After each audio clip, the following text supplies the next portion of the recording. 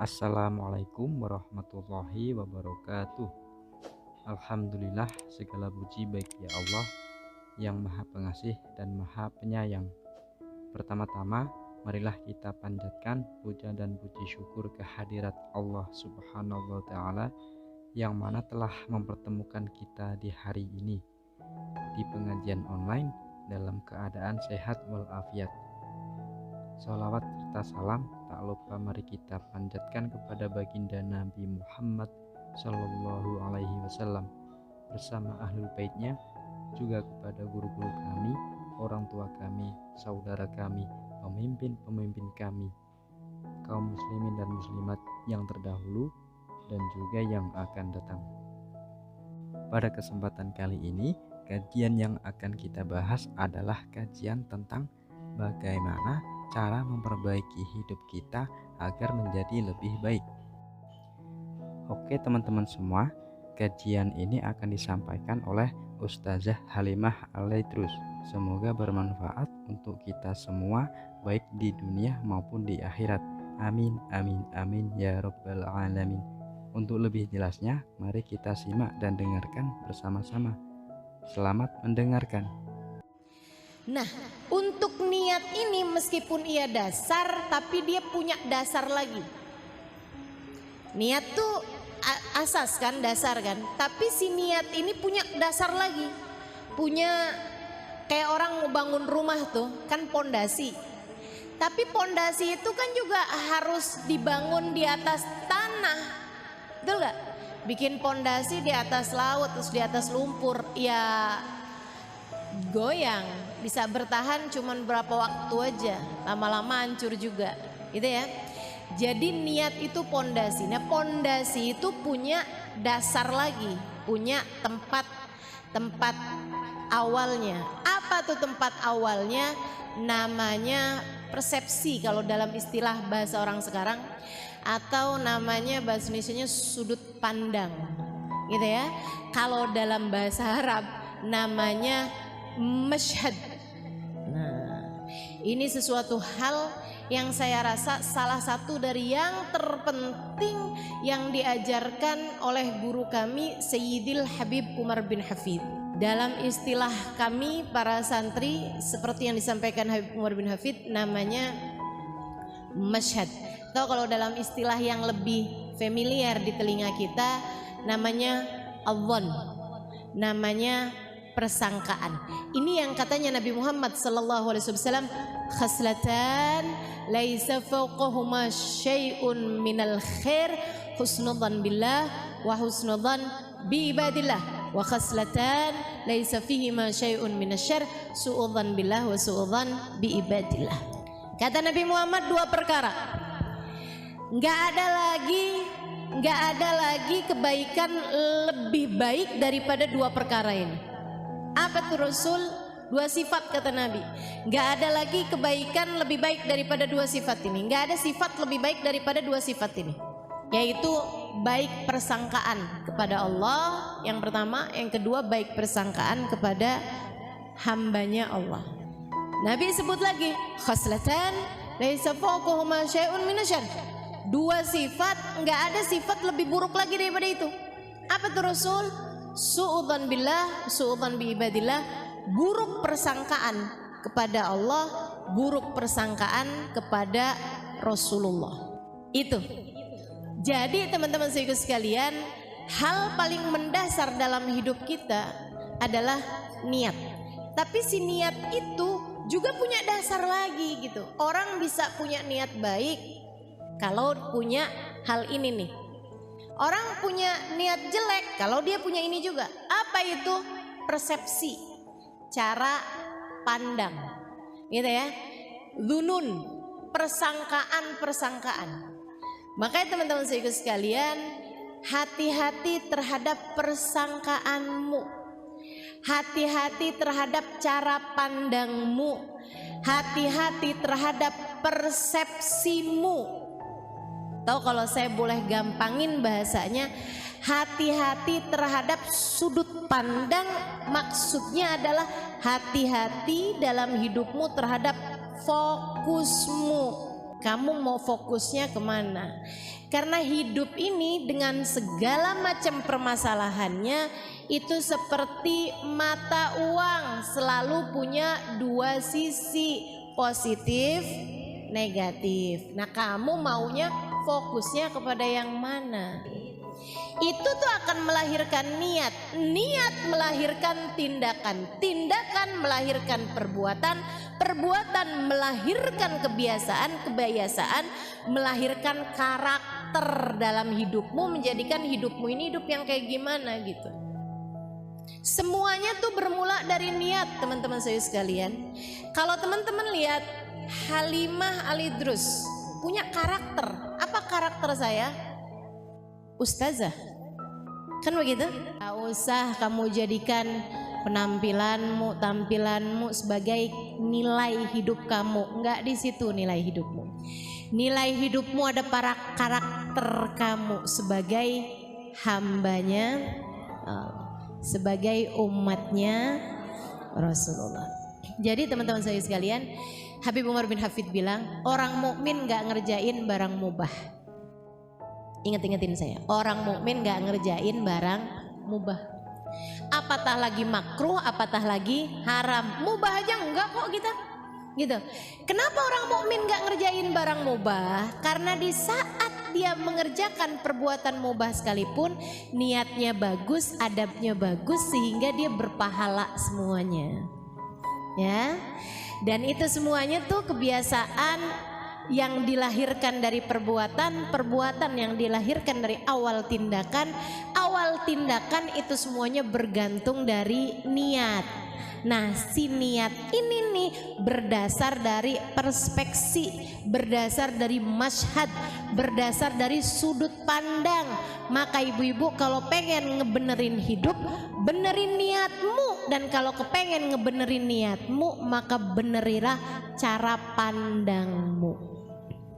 Makanya kenapa ngaji penting, membuatmu tahu harus memandang dengan cara bagaimana. Gitu. Kenapa ngaji penting? Membuat kamu bisa ngerti cara memandang sesuatu, Bu. Gitu ya, Bu ya. Yang mesti dibenerin tuh ibu-ibu sekalian. Sekarang gini deh. Kamu punya suami. Nih ya, buat para istri yang punya suami nih kan. Nih kamu nih, kalau kepengen ngebenerin rumah tangga kamu gitu, bukan dengan cara kamu ngebenerin fisik kamu gitu. Oh, saya kepengen ngebenerin rumah tangga nih biar suami nggak kemana-mana. Jadi saya harus berpenampilan dengan tampilan yang bagus. Karena hidung saya ini belum mancung, saya sepertinya perlu buat nambahin. Iya. Buat nambahin apaan di hidung jadi biar agak sedikit lebih mancung, filler sana, filler sini, tarik benang, sulam alis, sulam bibir, kemudian tanam bulu mata gitu ya. Pulang-pulang keluar dari salon, jangankan orang lain, suaminya sampai gak kenal. Siapa ini? Enggak gitu, Bu. Bukan juga dengan kamu memperbaiki tampilan-tampilan. Waduh, ini harus, ini rumah harus ininya harus di dicat ulang ini apa? Enggak perlu. Apalagi dengan memaksakan diri, ini rumah tangga jadi bagus kalau kita punya mobil, kalau kita punya rumah bagus, kalau kita punya rumah yang ada halamannya, biar saya nggak perlu healing jauh-jauh, saya cukup dengan keluar rumah aja, saya dengan memandang kebun-kebun di belakang rumah saya. Lah itu perlu berapa miliar buat kamu mewujudkannya? Ibu-ibu saudariku sekalian, bukan itu yang perlu kamu benahi, Bu, bukan. Kamu ingin membenahi rumah tanggamu, benahi niat dalam berumah tangga, benahi sudut pandang terhadap sesuatu. Benahi niat. Apa niatnya? Saya berumah tangga buat ibadah. Saya berumah tangga ini buat ibadah. Saya jadi istri dia, saya mau nyari pahala. Bukan mau nungguin transferan. Saya jadi istri dia ini bukan untuk dicintai dengan sepenuh hatinya, bukan. Akan tetapi untuk biar saya diridhoi sama Allah Subhanahu wa taala, pemilik dia. Pemilik suami saya. Nih Bu, kalau kamu udah nyari Allah, Allah bakalan bikin hati hamba-hamba terpaut padamu. Itu kamu gak usah khawatir. Itu kamu gak usah khawatir. Kamu dapetin Allahnya, Allah bakalan kasih semuanya. Anak-anak soleh-soleha, suami cinta sama kamu, saudara sayang sama kamu. Kalau kamu dapet ridha Allah Subhanahu Wa Taala, gak usah khawatir itu. Jadi kamu nyari Allahnya, itu niat kamu. Apa-apaan nyari ridha Allah, nyari ridha Allah, nyari ridha Allah. Jangankan dalam perlakuan kamu kepada suami kamu yang besar-besar, bahkan sekedar kamu senyum sama suami, kamu nanyain apa kabar dia, kamu pijitin kakinya, bukan karena biar kamu dikasih transferan lebih banyak, akan tetapi karena kamu ingat nih semuanya pahala nih, ya Allah, saya pengen nyari pahala di sisimu ya Allah. Ini ibadah saya nih, disuruh baca Quran suka ngantuk, disuruh tahajud suka berat matanya, disuruh puasa lapar, ya udah deh yang enak-enak aja dah, pijitin kaki suami. Kan begitu ya? Senyum di hadapan suami itu pahalanya nambah-nambah terus. Malaikat rokib sibuk loh ibu-ibu. Jangan kamu kira di saat kamu tahajud, di saat kamu baca Quran gitu ya, saat itu aja malaikat tuh kemudian sibuk. Belum tentu nyatet pahala sholat kamu tuh semuanya kecatet. Apalagi sholat kamu masih gelambiar pikirannya kemana-mana. Tapi di saat suami kamu lagi datang, kemudian kamu senyumin, apa kabar, gimana tadi di luar. Kok kamu senyum-senyum gitu, seneng jadi bini abang. Sehat-sehat ya bang ya ampun bang, mudah-mudahan abang panjang umur. Bang, abang tahu nggak bang, saya mau ngomong bang. Apaan kata suaminya, bang, abang tahu nggak sih bang? Apaan sih, kamu mau ngomong apa sih? Abisnya saya pikir-pikir ya bang ya. Apaan? Kata suaminya, habis saya pikir-pikir ya bang ya, abang tuh hadiah Allah paling bagus dalam hidup saya bang.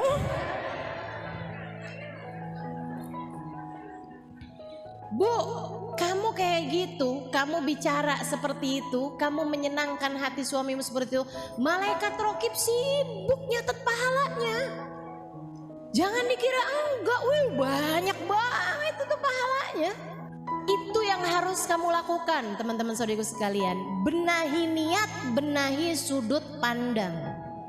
Ngelihat suami bukan sebagai Fulan bin Fulan, anaknya Pak Fulan, dia adalah ayah anak-anak saya. Enggak gitu lihatnya. Fulan bin Fulan dia adalah suami saya. Enggak gitu caranya.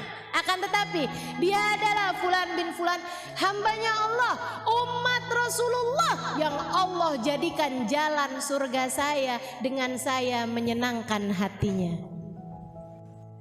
Allah jadikan jalan ridho Allah buat saya adalah dengan keridhoan dia terhadap saya. Makanya kamu lihatnya udah deh tuh surga, jalan surga kamu di saat suami lagi menyenangkan. Ya ampun, emang surga dia mah adem, surga. Di saat dia lagi nyebelin, surga emang berat, surga berat. Hufatil jannah bil makarih gitu kan. Surga dikelilingi dengan perkara yang tidak menyenangkan, kata Nabi Muhammad gitu. Dia emang bener, kata Nabi itu bener dah pokoknya. Ada dalilnya segala. Itu namanya ngebenerin sudut pandang. Dalam segala macam hal, kamu ngelihat anak-anak kamu, jangan sebagai Fulan bin Fulan anak saya, Fulan bin Fulan anak suami saya. Gitu ya? Bukan kayak begitu bu. Ini anak saya nih, dia harus melanjutkan kehidupan saya. Saya dulu mau jadi ustadzah nggak bisa, sekarang dia harus jadi ustadzah. Waduh. Saya dulu mau jadi pramugari, kalah tinggi, sekarang nih dia harus jadi pramugari. Waduh. Saya dulu mau jadi dokter tapi nggak bagus nilainya, kurang pinter saya jadi nggak diterima. Anak saya harus jadi dokter. Apa maksudmu? Kamu kok segitunya merasa berkepemilikan? Nggak gitu. Nanti yang beneran punya marah kepadamu. Kok ngaku-ngaku sih kamu? Siapa yang beneran punya anak kita? Allah. Anak kita punyanya Allah. Anak kita punyanya Allah. Sama suami kita punyanya Allah. Allah, jangan sok-sok ngaku-ngaku. Anak kamu punyanya Allah, Bu. Katanya Allah, aku tidak menjadikannya milikmu. Ia bukan aku beri kepadamu. Ia adalah amanat yang harus kamu jaga dan kamu harus mengembalikannya kepadaku. Makanya tugas orang tua adalah mengenalkan Allah dan Rasulnya kepada anak-anaknya. Mengenalkan kasih sayang Allah dan Rasulnya lewat kasih sayang orang tua tersebut kepada anak-anaknya. Itu tugas orang tua.